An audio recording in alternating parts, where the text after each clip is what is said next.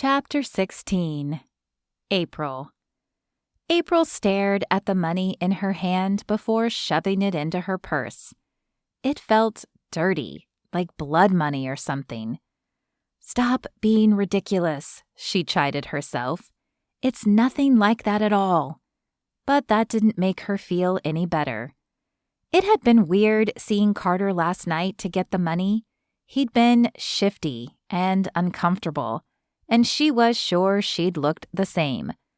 Gone were the smiles and flirtations they used to share, and she would be lying if she said she didn't miss them. With a sigh, she grabbed her purse and prepared to head to her appointment. She'd set up the appointment over the phone, and they'd assured her it was early enough that the procedure today would be quick and easy. Quick and easy, and then she could get her life back. Now, if she could just find her keys. She looked through her purse again. This was nuts. She was neurotic about putting things back in their place, and she always put her keys in her purse when she came in. But now they were nowhere to be found. Sighing, she began pulling the items out of her purse one by one. She had to have just missed them. But when she reached the bottom of the purse, the keys were still nowhere to be found. What the heck? April closed her eyes to picture the previous night. Okay, she'd been a little off-kilter after the meeting with Carter, but she didn't think she'd been that affected. She remembered locking the car, unlocking the front door, and then the ringing of her cell phone shattered whatever image was about to appear. And she punched the talk button without looking at the caller ID. "Hello?" "April, it's Carter." Her eyes snapped open. Carter? What on earth could he want? He'd made it clear last night that they were over, and it was time to go their separate ways. And she'd only asked for half of what the abortion would cost, so why was he calling?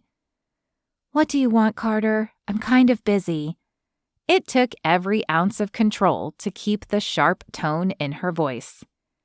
There was a pause on the other end, then a deep inhale, as if he was gathering courage with his breath. "Don't do it." April didn't know what she'd expected to come out of Carter's mouth, but those 3 words were certainly not it. "What are you talking about? We decided on this already." Well, he'd decided, really, and she'd gone along with it because she was too weak to make her own decision. But regardless, the decision was made. "I know, but we were wrong. I was wrong. We can't terminate the pregnancy." "What is going on, Carter? We both agreed that we can't raise this baby." "Maybe not, but we can give it a chance. Please, April, I can't go through with it."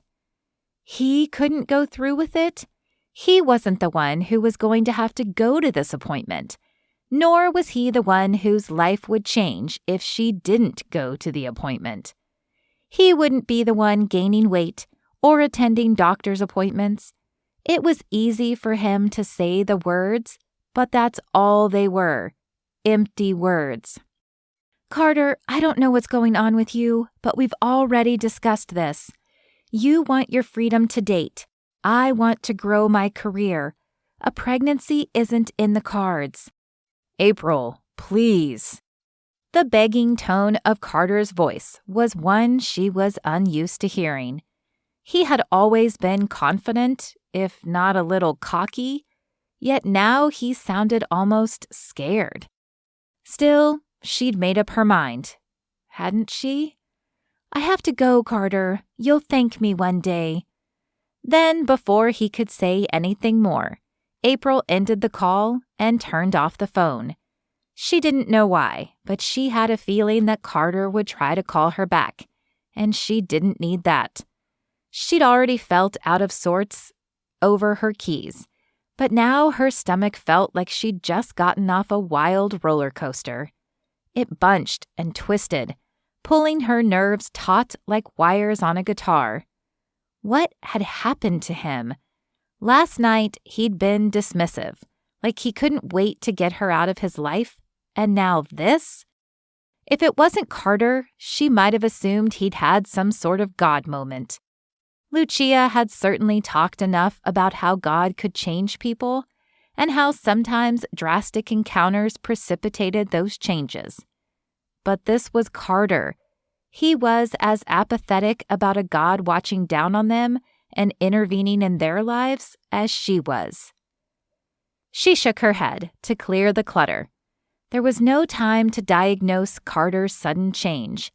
If she didn't find her keys soon, she'd be late for her appointment. And while she could probably make another, she wasn't sure she would have the courage to go through with it again.